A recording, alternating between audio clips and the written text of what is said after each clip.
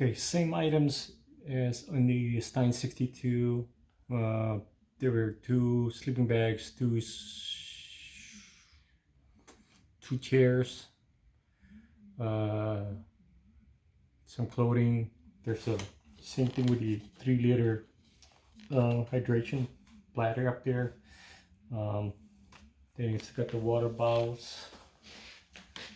Oh, I don't have the smart water. Anyway, so same thing. This, despite the difference in the pack, the frame and the bag, weight to the Stein 62.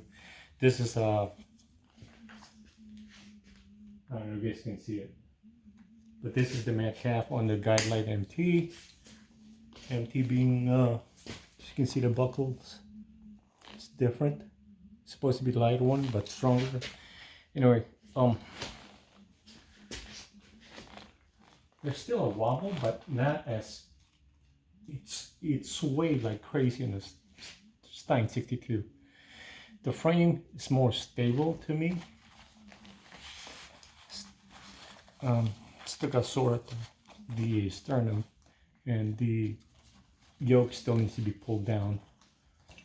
But if I relax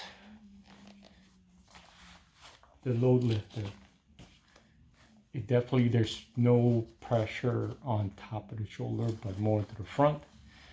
That's kind of given, but you're gonna be hiking forward like this anyway.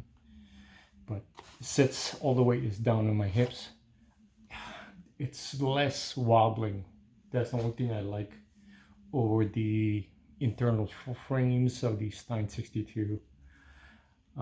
Mind you, it's only 33 pounds, so it's only wobbles because I'm putting the 3-liter bladder on top versus in the middle. If it's in the middle, there'd probably be less wobble. Like I said, this is mainly for going for. I'm more concerned at the arches. We're gonna go there at night, do some astrophotography, taking pictures of the stars, and then maybe nap, do a sunrise time lapse. Hopefully we get some good ones. This is very amateur, but I'm carrying sleeping pads just to stay warm, because I was told in May it still dips in the 40 degrees. So we're carrying layers. So after the layers, I'm going to carry it. Of course, I'm going to carry her stuff too. So that's why I'm kind of overloading the pack now, get some training. So yeah, water, we each will carry. I'll carry the tall. So this is the 1 liter smart water bottle. So I carried that, and then also the Nalgene. The water's kind of overkill, but I don't know. You're gonna drink it anyway. But most of the other stuff will stay in car. But like I said, I'm carrying electronics there. Most of the heavier part are the batteries. The camera equipment would be the Insta360 1X2 for the panoramic 360 video, and then you got the smartphone for time lapse. So I guess I'm gonna go with the Metcalf on the Guidelight MT, because there's less swaying around since we're gonna be traveling at night. Sand or rocks,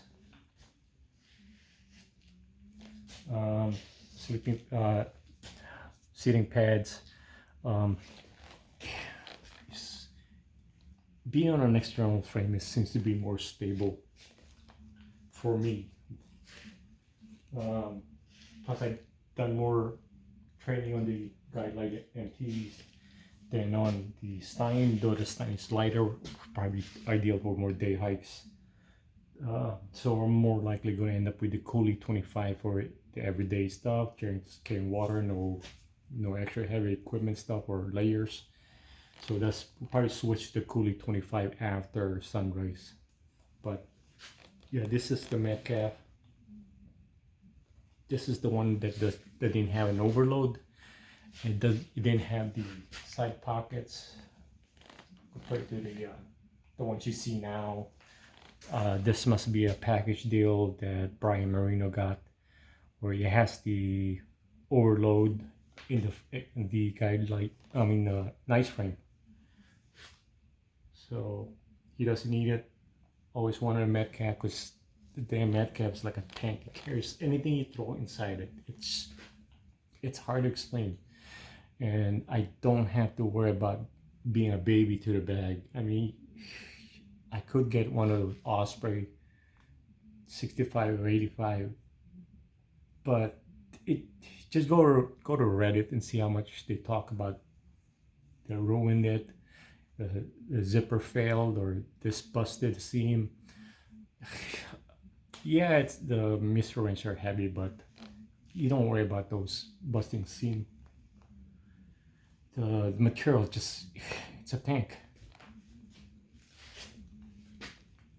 And then I might carry a Nemo Galaxy 2P because it's a bigger size 2P tent. It's much more roomier. It's lower, but it's still low, so it negates the wind. But yeah, I think I might end up getting with this one.